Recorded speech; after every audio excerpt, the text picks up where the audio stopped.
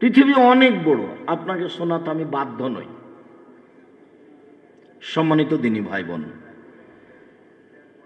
রাসূল সাল্লাল্লাহু আলাইহি ওয়াসাল্লাম বলেন, কাফাবিল মারে কাদেমান ইহাদ্দিসা বিকুল্লিমা সামিয়া। একজন মিথ্যুক হওয়ার জন্য এতটুকুই যথেষ্ট যে শরীয়তের কোনো কথা তদন্ত না করেই বলে দিবে। আমি যদি একটা কথা বলি, কি কথা আমি বললাম? ফাজাইল আমল বইয়ের প্রথমে লেখা আছে, 1 ওয়াক্ত নামাজ কাজা করলে 80 হোক বা জাহান্নামে থাকতে হবে। এটা আমি বলে দিলাম মানুষ সমাজে। আল্লাহর নবী বলছেন যে তুমি এখন মিথ্যুক। কেন? তুমি আগে দেখো যে এটা ঠিক কি বেঠিক। এদেশে প্রায় 3 লক্ষ জাল জয়ীফ হাদিস আছে মানুষের বানানো, প্রায় 3 লক্ষ। আমাদের বাড়িতে আছে 10,000। মাগরিবের পরে 2 রাকাত সুন্নাত পড়তে হবে, মাগরিবের পরে 2, এশার পরে 2, ফজরের আগে 2, জোহরের আগে 4, জোহরের পরে 2।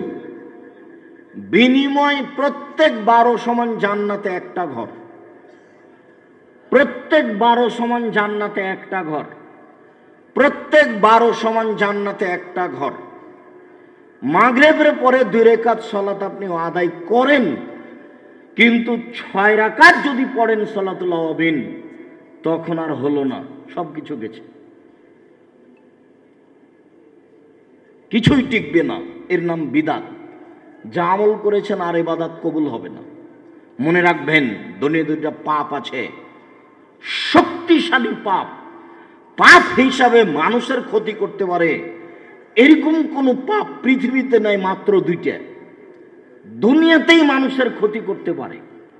জেনা ক্ষতি করবে পরকালে, চুরি ক্ষতি করবে পরকালে, সুদ ক্ষতি করবে পরকালে, জুলুম অত্যাচার জমি দখল এগুলো সব ক্ষতি করবে পরকালে। কিন্তু দুনিয়াতে 2টা পাপ আছে, এই পাপ 2টা দুনিয়াতেই মানুষের ক্ষতি করবে। তার একটা পাপের নাম শিরক। শিরকের 1 নম্বর ক্ষমতা, 1 নম্বর ক্ষতি, শিরক করলে আল্লাহকে অপমান করা হয়। এটা হলো সবচেয়ে বড় ক্ষতি। শিরক করলে আল্লাহকে অপমান করা হয়। কিভাবে? আমি কথা বলছিলাম, টিকটিকি টিকটিক করে উঠলো। আমি বললাম, এই দেখো আমি ঠিক বলেছি। তো আমি ঠিক বলেছি কি না এটা কে জানে? আল্লাহ। তো আমাদের গ্রামের লোকজন বলছে যে আমি ঠিক বলেছি, এটা টিকটিকিও জানে।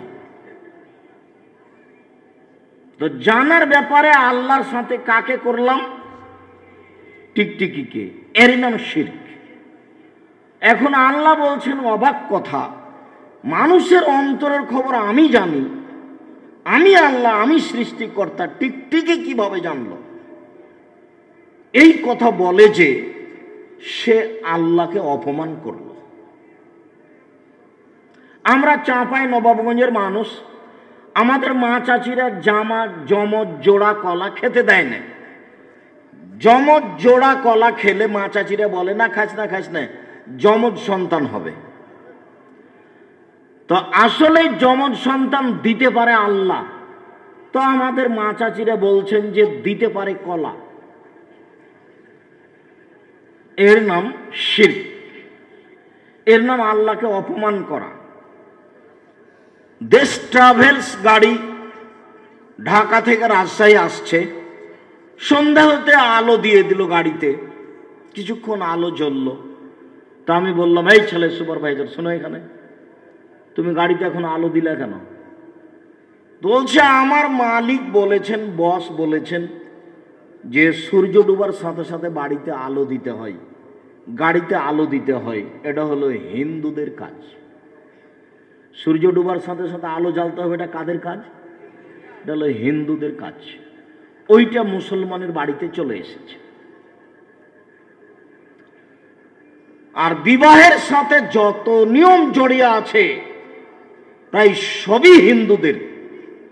স্কুল কলেজ বিশ্ববিদ্যালয় রাস্তাঘাট সভা সমিতিতে কোর্ট কাচারিতে যত নিয়ম জড়িয়ে আছে সবই খ্রিস্টানদের, সবই ইহুদিদের। কোর্ট কাচারি, অফিস আদালত, শিক্ষা প্রতিষ্ঠান, আপনার ওই সরকারি ডিপার্টমেন্ট যত আছে প্রত্যেকটা স্তরে ইহুদি খ্রিস্টানদের নীতি জড়িয়ে আছে, সবই শিরক, প্রত্যেকটাই শিরক। শিরক করলে অতীতের নেকি নষ্ট হয়, এটা শিরকের ক্ষমতা। আপনি হজ করে আসলেন, গাড়িটা গোলাপ শাহের মাজারের পাশ দিয়ে যাচ্ছিল ঢাকায়, তা আপনি বললেন আব্বু থামো, 10টা টাকা আপনি বের করে গোলাপ শাহের মাজারে দিয়ে দিলেন। হজ করা একটা নেকি যদি থাকে তাহলে ইসলাম ধর্ম মিথ্যে, একটা নেকি থাকবে না, এটাই সত্য। ইসলাম ধর্ম সত্য, এটাই সত্য। এক নেকিও থাকবে না, তার নাম শিরক। শিরক করলে এক নেকিও থাকবে না। বাংলাদেশের মাটিতে শিরক চলে বিপদ সীমার উপর দিয়ে। যদিও মানুষে বলে যে ঝড় বৃষ্টি বন্যা চলেছে বিপদ সীমার উপর দিয়ে, জি না, বিপদ সীমার উপর দিয়ে ঝড় বৃষ্টি বন্যা যায়নি, বিপদ সীমার উপর দিয়ে চলেছে ভারত, বাংলাদেশ, পাকিস্তানের মাটিতে শিরক। এদের কথাই কথাই শিরক, এদের কর্মে কর্মে শিরক, এদের অফিস আদালতে শিরক, এদের অন্তরের ভিতরে শিরক, এদের মনের ভিতরে শিরক। এরা শিরকে ডুবে আছে।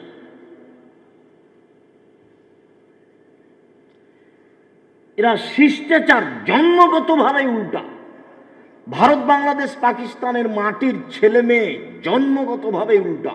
1 মিনিট, ভারত, বাংলাদেশ, পাকিস্তানের জন্মগতভাবে স্বভাবই উল্টা। তার প্রমাণ, একটা দুষ্ট ছেলে জোরে সাইকেল চালিয়ে যাচ্ছে, তো একটা ইটে ধাক্কা লেগে পড়ে গেছে, পড়ে গিয়ে ছাল চামড়া উঠে গেছে, উঠে গালি দিচ্ছে যে অমুকের বাচ্চা অমুক ইট রেখেছে বা কে ইট রেখেছে। সৌদি আরবের একটা ছেলে, দুষ্ট ছেলে, সাইকেলে চড়ে জোরে চলে যাচ্ছে, যেতে যেতে ইটে ধাক্কা খেয়ে উল্টে পড়ে গেছে। উল্টে পড়ে গিয়ে লাফ দিয়ে উঠে বলছে যে তাওয়াক্কালতু আলাল্লাহ, আমি আল্লাহর উপরে ভরসা রাখি, লা হাওলা ওয়ালা কুওয়াতা ইল্লা বিল্লাহ। বাহ্যিকভাবে আন্তরিকভাবে নড়াচড়া করার কোনো শক্তি নাই, আল্লাহর শক্তি। ওই ছেলেটা এ বলছে আর এই ছেলেটা এ বলছে।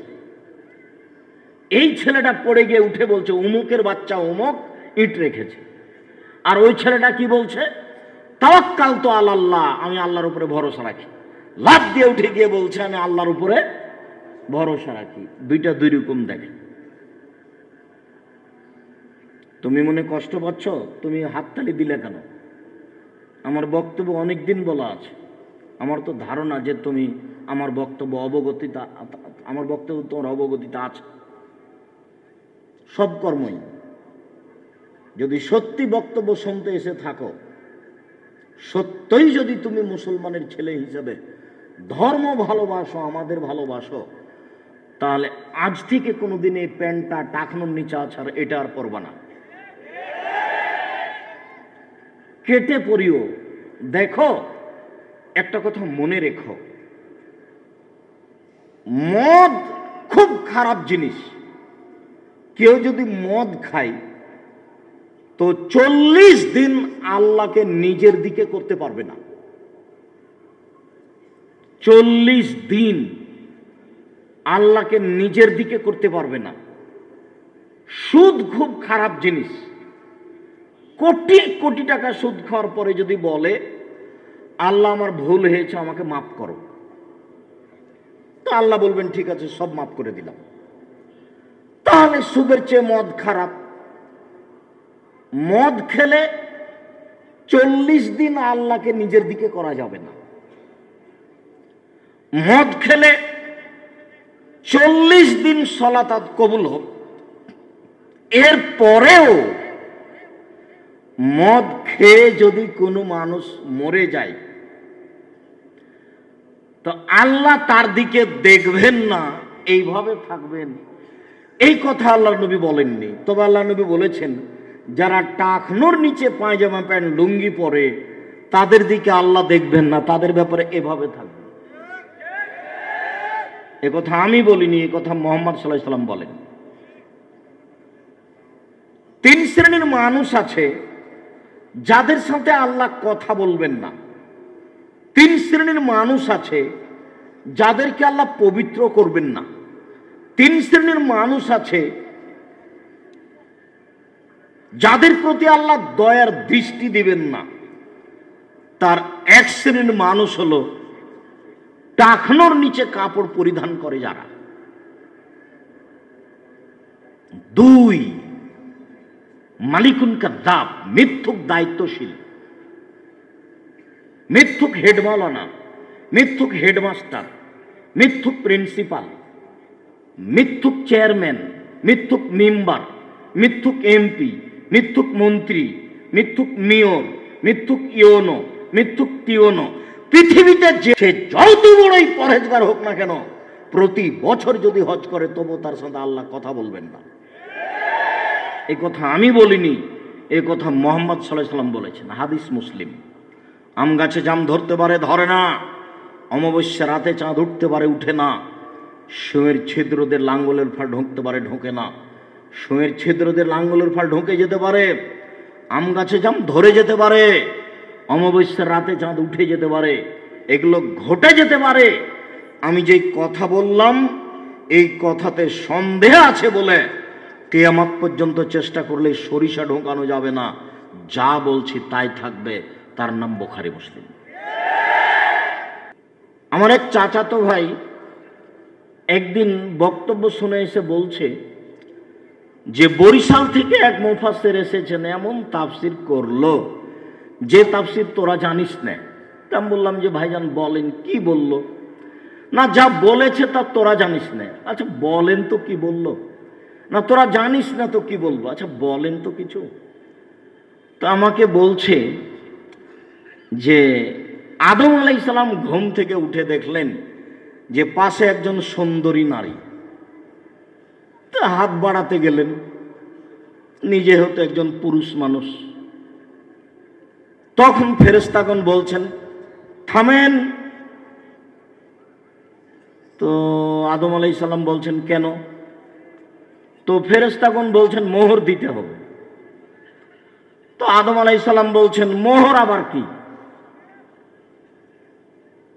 তখন ফেরেশতাগণ বলছেন যে মুহাম্মদ সাল্লাল্লাহু আলাইহি সাল্লামের উপরে 1000 বার দুরূদ পড়ে দিতে হবে, এটা হলো মোহর। আপনি 1000 বার দুরূদ পড়েন মুহাম্মাদের উপরে, তাহলে আপনার জন্য বউ হালাল হবে।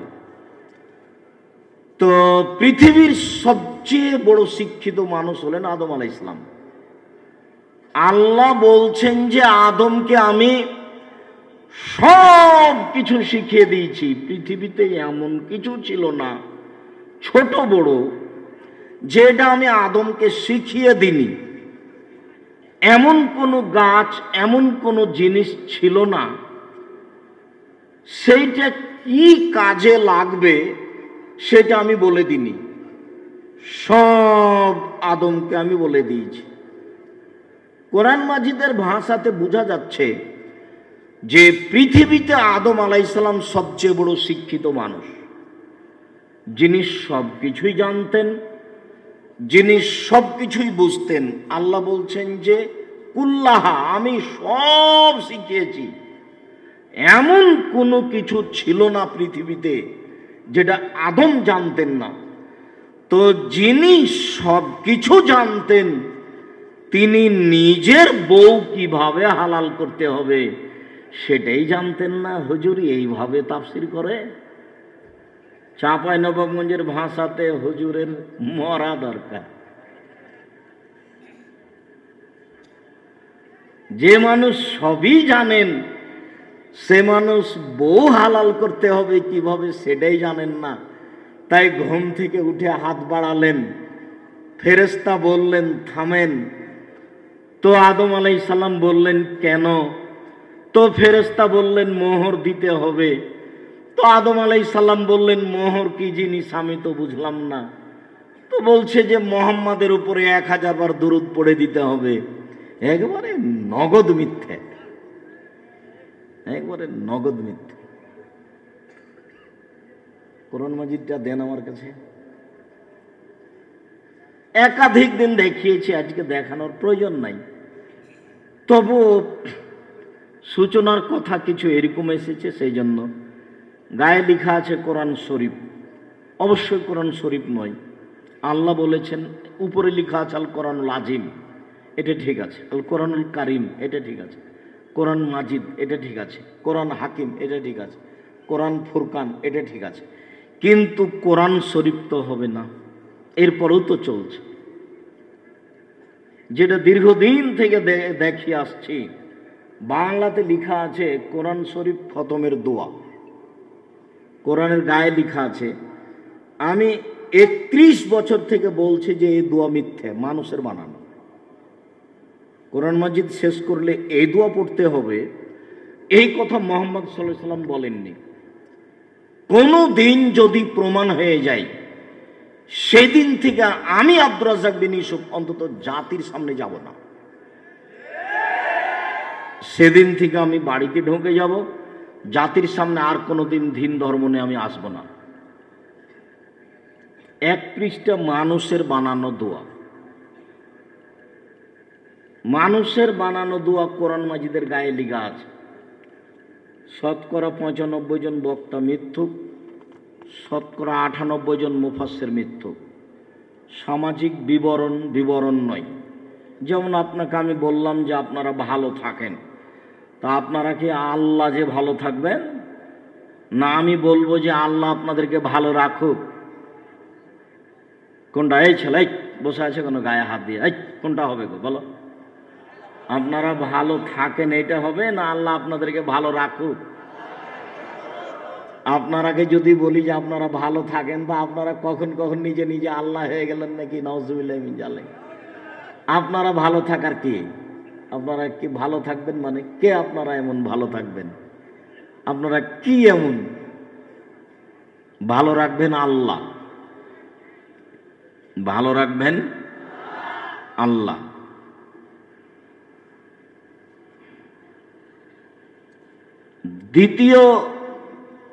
তৃতীয় আজকের জন্য জরুরি কথা, যে রাসূল সাল্লাল্লাহু আলাইহি সাল্লাম আলেমদেরকে খুব কঠোরভাবে বলেছেন। এমনকি বলেছেন যে জাহান্নাম উদ্বোধন হবে মৌলানা সাহেব দ্বারা। কোনো পাপী, কোনো জেনাকার, কোনো সুদখোর, কোনো হিন্দু, তারা জাহান্নামে আগে যাবে, এই কথা আল্লাহর নবী বলেননি। সর্বপ্রথম যারা জাহান্নামে যাবে তারা মৌলানা মানুষ, এই কথা মুহাম্মদ সাল্লাল্লাহু আলাইহি ওয়াসাল্লাম বলেছেন। হাদিস বুখারী মুসলিম। তো এ তো দিনরাত দিন প্রচার করে আমাদের সামনে, এই জাহান্নামে যাবে মানে কিছু করার নাই, এভাবে মুহাম্মদ সাল্লাল্লাহু আলাইহি ওয়াসাল্লাম বলেছেন। এদেশে একটা বই পাওয়া যায়, বক্তা ও শ্রোতার পরিচয়। আমি জানি না, আপনার জন্য লিখেছিলাম। 50-60 টাকা 100 টাকার বই আপনার বাড়িতে কেন নাই? এর জব আমি দিতে পারবো না, আপনাকে দিতে হবে। এদেশে ধর্মের নামে মিথ্যা কথা লেখা আছে, এ বই তো আপনার কাছে আছে। যেমন আমি একটা বইয়ের কথা বলি, বইয়ের নাম মুকসিদুল মুমিনিন। তার একটা হেডলাইন যে অবিবাহিত ছেলে মেয়ের পড়া নিষেধ। হেডলাইনটা কি? অবিবাহিত ছেলে মেয়ের পড়া নিষেধ। হেডলাইন যে দেখে সেই পড়ে, যে দেখে সে পড়তে চায়। মানে হেডলাইনই ঠিক হয়নি। এখন হেডলাইন লেখার পরে লেখক বলছেন এভাবে, সফরের পূর্বে স্ত্রী মিলন হলে ছেলে ভ্যাংচা হয়, চন্দ্র সূর্য গ্রহণের সময় স্ত্রী মিলন হলে ছেলে টেরা হয়, ভরা পেটে স্ত্রী মিলন হলে ছেলে কানা হয়। আল্লাহর হস্তে, আল্লাহর কসম, আল্লাহর কসম, আল্লাহে আল্লাহর কসম, হেডলাইন শুরু হওয়ার পরে শেষ পর্যন্ত একটা কথা সত্য নয়, সবই মিথ্যে। বইও যেমন, বক্তাও তেমন, লেখকও তেমন। আমার উপরে মন খারাপ করে কোনো লাভ নেই। আমার উপরে মন খারাপ করলেন, কিছু গালি দিলেন, কিছু একটা ঘটালেন, সেটা আপনার জন্য কাঁটা হবে ইহকালে, কাঁটা হবে পরকালে। তখন আপনি ইহকালও ধ্বংস হবেন, পরকালও ধ্বংস হবেন। আল্লাহর কসম, আল্লাহে আল্লাহর কসম, আল্লাহে আল্লাহর কসম, 31 বছর আমি কোনোদিন অপ্রয়োজনীয় বাক্য বলিনি। 31 বছর আমি কোনোদিন কেসা কাহিনী বলিনি। অতএব আপনি বিরোধিতা করতে গিয়ে কিছু বলে নিবেন, এটা আপনার ধ্বংসের মাধ্যম। বিরোধিতা করার প্রয়োজন নাই, চুপ থাকবেন। ভালো লাগলে শুনবেন, ভালো না লাগলে বলবেন আব্দুর রাজ্জাক সাহেব আসসালামু আলাইকুম।